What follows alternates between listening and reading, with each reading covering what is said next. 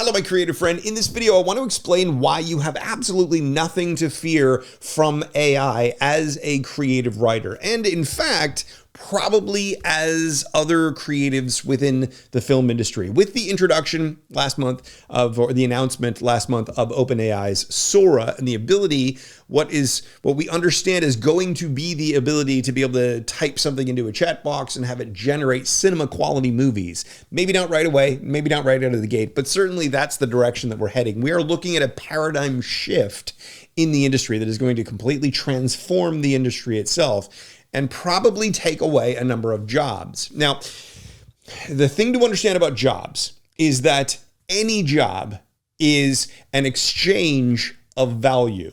Someone needs something done, and so they trade you money for your ability to do that thing.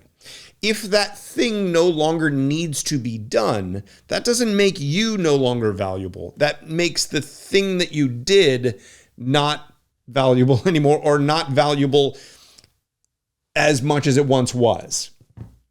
This feels terrible when you've poured your time and energy and life into developing a craft or a skill, and no longer is that skill needed because of the new tools that have come along. But that doesn't in any way change your unique value and your ability to find ways to express your value. So in this video, what I wanted to do is talk briefly about the nature of value. There are effectively three core types of value. There is perceived value, there is relative value, and there is intrinsic value. Now, there's a lot more kinds of value. There's market value and cultural value and all sorts of value. But if we can kind of break it down into these three things. And so briefly, let's just talk about them. So perceived value is the value that we perceive something to be worth. So if someone is going to cut our grass because we don't want to cut our grass, what do we perceive the value of that to be? Well, if a kid comes along and says, I'll cut your grass for $10 because they really want the $10, and to you, I'd rather pay a kid $10 to cut the grass, then that seems like a good exchange. We're going to trade that money for that value, right? If a gardener comes along, someone who's very skilled at making your landscaping look great, they want to charge you $50 or $100 or $300 or $1,000, whatever it might be, to do the landscaping and to make everything just perfect and to make sure we have the right kinds of plants growing at the right. That value, the perceived value, goes up with what they're going to be delivering to you. Now, one of the big challenges that we have in the film industry, I believe, screenwriters particularly, have historically not really understood or appreciated or been able to articulate or fight for the value that they bring to the job itself, to the market, to the industry. And this is largely because we don't read screenplays. The audience does not ultimately read the work. So because the writer is taking their ideas and putting them onto the written page to become that screenplay document, that blueprint for the production process, because other people are taking that document, letting that inspire their imagination, letting that paint the picture that we're all going to bring to it, the set designer, the costume designer, the actors, the way they perform it, the director, the choice of shots. Because it is an audio-visual medium, the screenwriter has historically been perceived to be lower on that value train, even though it's the writer's idea, the story, their ability to make the story work as a story that keeps the rest of the train on the tracks, right? So one of the big challenges, and one of the reasons the Writers Guild constantly has to strike for more pay and more recognition, is that value seems to be squeezed out. Well, here's the problem. You introduce something like AI that can type in a few sentences and it'll spit out a story for you. On the surface of it, it looks like, well, I don't need to pay that price anymore. The value, the perceived value of the writer drops, or at least that's what it seems like on the surface of it. When we get into it and we realize, oh, the AI can't actually tell that great a story, or the way AI tells stories is quite different to the way human beings tell stories. And so it's creating stories that are maybe mechanically good or technically polished, or as the quality gets better and better, we're going to start to see those artifacts of what AI stories kind of are.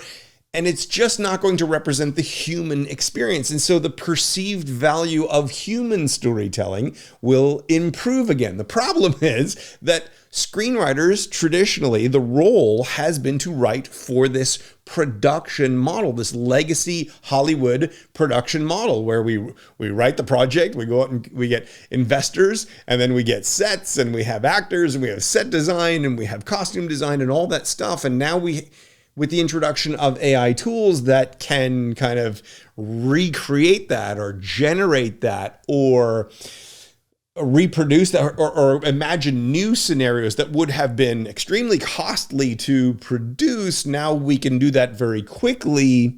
Suddenly, the perceived value of the production part of the process drops because we have a tool that can do that, right? So the perceived value of all of the nuances of the legacy Hollywood model, the traditional way of filmmaking, because how that plays out is changing, the perceived value of all the different components is going to change. What I believe is what's going to happen is that the perceived value of the writer, who will soon become more of a filmmaker, not really producer, but writer maker, that role is going to go from your story idea that's in your head to the cinema quality entertainment experience. And so the better a writer gets at being able to capture and harness those tools and those skills and those techniques, the better that writer is going to be at commanding a salary, a profit, a return on the investment of their time and their energies. I believe the skill set of writing, the ability to turn your ideas into compelling screen stories and to do so quickly, to do so at a speed that makes AI's speed less relevant, because the value of a human story versus the speed of an AI story, I think those two are going to cancel each other out to a certain degree. There will be AI stories. We will want those stories, but we will want the human stories as well. And that's going to increase the perceived value of the screenwriter. There's also the relative value. Now, the relative value is what we're talking about when we're saying, well, is it more valuable? Is this more valuable than that? What is the value of this relative to the value of that? And the reality is that your relative value to the rest of the industry is largely determined by your skill set. If you have been writing for 15 or 20 years and you have amassed 20, 30, 50 screenplays, and you understand the nuances of taking your ideas and turn them into compelling screen stories, you have a greater relative value to someone who is brand new to the equation, does not know how to turn their ideas into a story.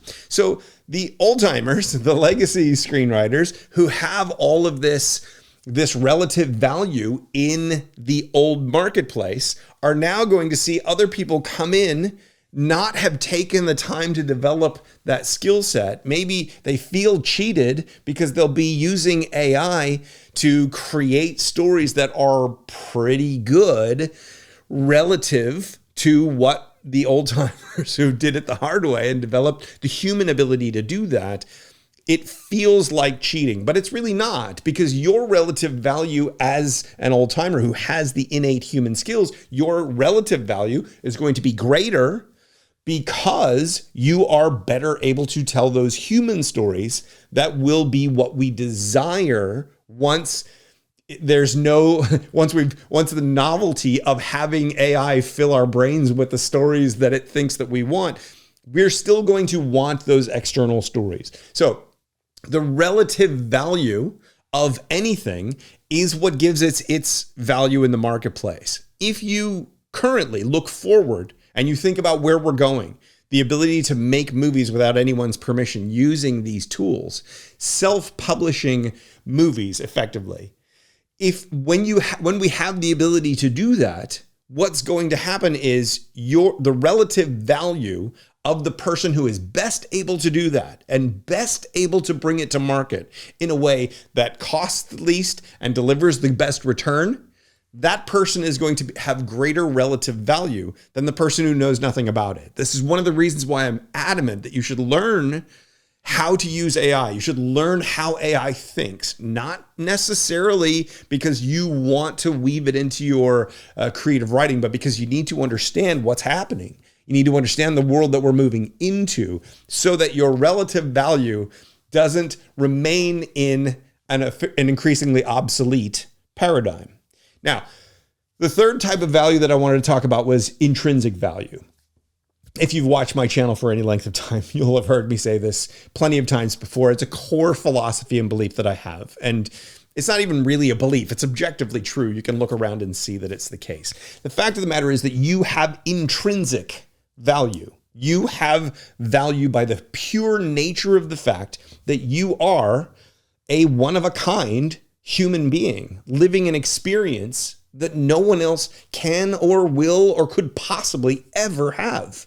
You have the DNA that makes you intrinsically unique. You have the moment in time you were born and therefore the path that you walked along. You walked at a different time and place than me. You will have seen culturally and physically and spiritually, emotionally, mentally, economically, politically, you will have seen things that I cannot or have not or will not ever see. And that gives you a perspective. You witnessed events in your life that I didn't witness.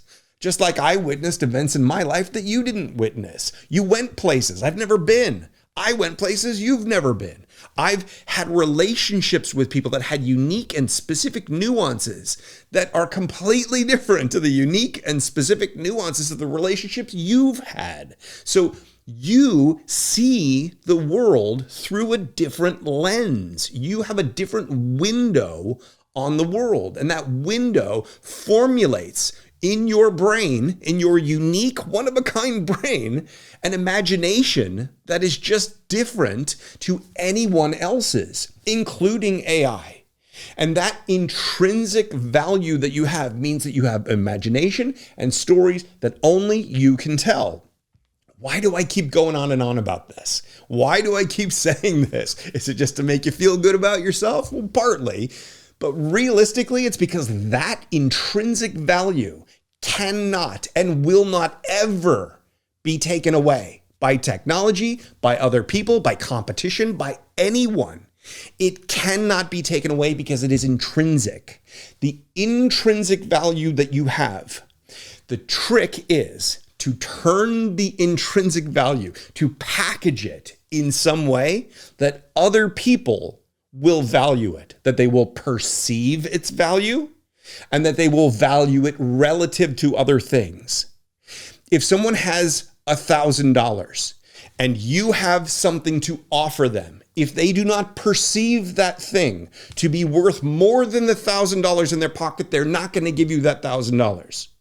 Whether that thing that you have is the skill that you have been working so hard to develop, or whether it's a product that you have worked so hard to create, if they do not perceive that product or that skill to be worth more than that $1,000, they are not going to give it to you. If the thing that you're offering, the product or the skill or the what have you, if there's some other way that they can get what benefit or value to them they perceive they would get from your thing, if there's some other way that they could get it that's cheaper, that's easier, that's more accessible to them, then relative value of your offering is not great enough for them to give you that $1,000, right? So when we think about screenwriting specifically, when we think about screenwriting, we have to understand that the screenwriter, that you as a screenwriter have intrinsic value by the fact that you have a unique perspective, ideas, insights, imagination, wisdom that only you have, that if you can package it into stories that only you can tell, could be valuable to the marketplace. But you still have to present that in such a way that the audience, that the marketplace will perceive the value and perceive that value relative to other options that they have available to them. As a screenwriter, it's in the legacy model, the way that it has always worked up until this point. The way screenwriters tend to imagine they would make money is by connecting with the people at the top of the Hollywood food chain, right? If I could just get my script into the hands of fill in the name of the producer that you're so aspiring to work with. If I could just get it into their hands, they'll give me $1 million for my screenplay and away I'll go. That does not understand the relative value of your project. That does not understand the perceived value that that person would have of your project, what they would perceive the value of your project to be. That is a dream. That is what you imagine your value to be without any context for the relative value of where you sit in the marketplace. I told a story recently about how many years ago, a producer hired me, paid me $30,000 to rewrite a project that they were trying to convert from Chinese language into English language. The English language version they wanted to get investors for to make an English language movie. They needed a script that would appeal to those potential investors. So it was worth the producer to pay me $30,000 to turn the script into something that would appeal to those investors.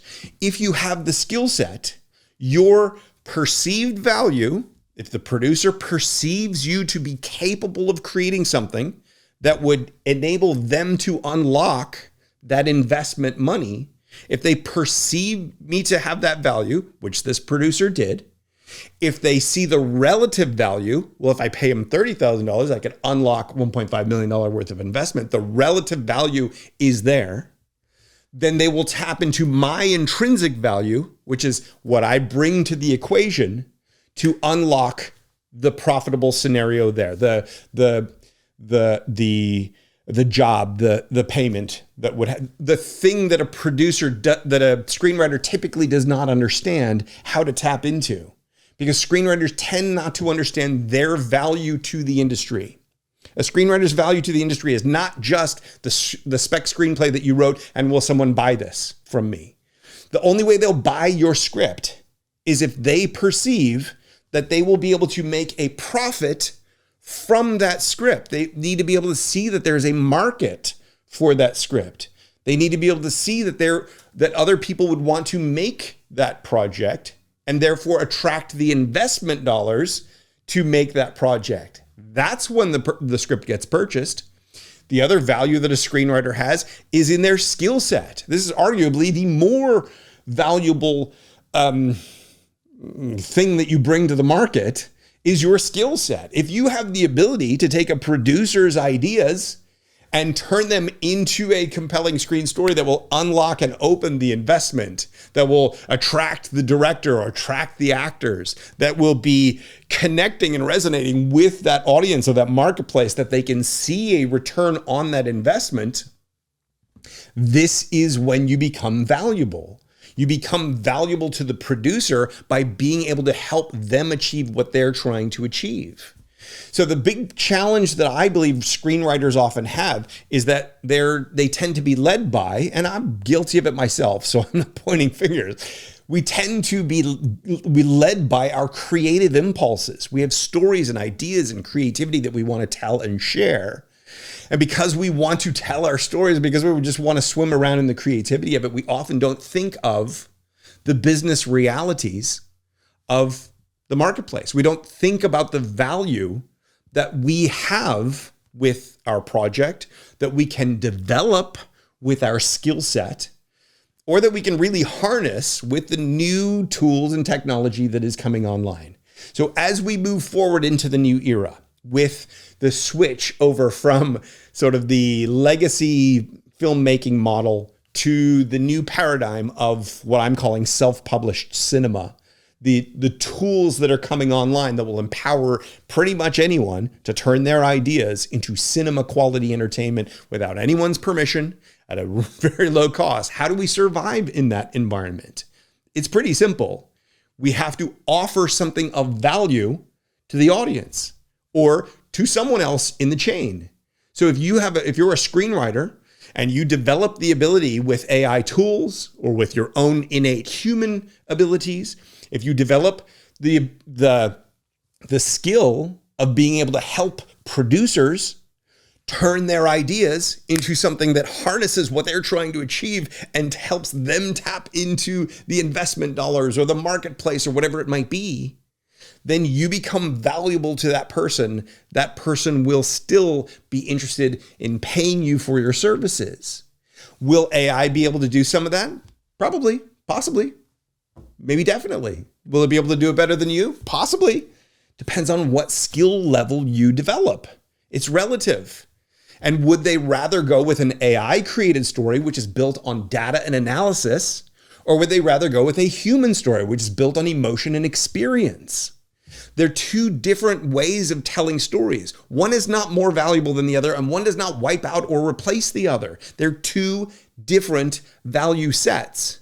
As a screenwriter, as a creative person, you need to understand value, your value to the marketplace, relative value to one another, and intrinsic value that you have, and perceived value of the person who would value the thing that you are creating. I hope I haven't jumbled that there at the very end. But bottom line is this.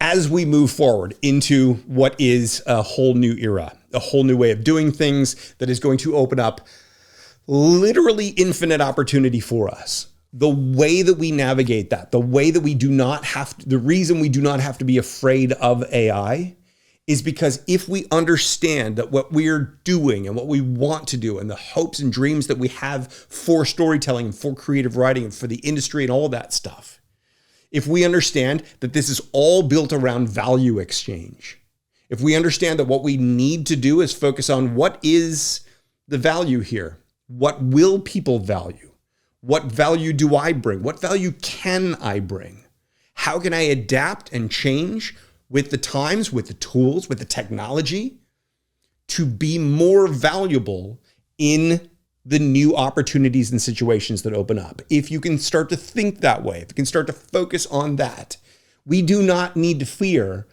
this paradigm shift that is underway right now, that is transforming the industry itself. Yes, things are going to change. Yes, it's going to be a bit bumpy for a lot of people.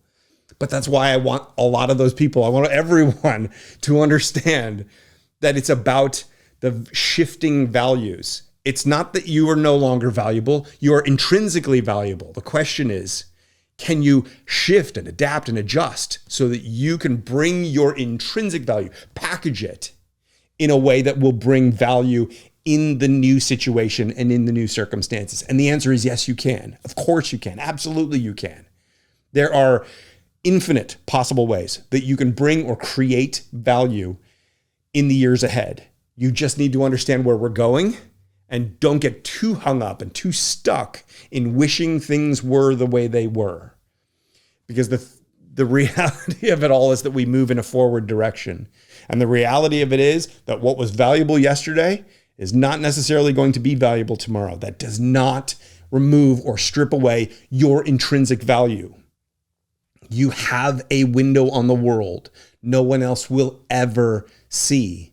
You need to figure out how to package that in a way that is valuable moving forward. And in that way, we do not need to worry about or fear AI. That's what I got for you today. Thanks for watching. See you in the next one.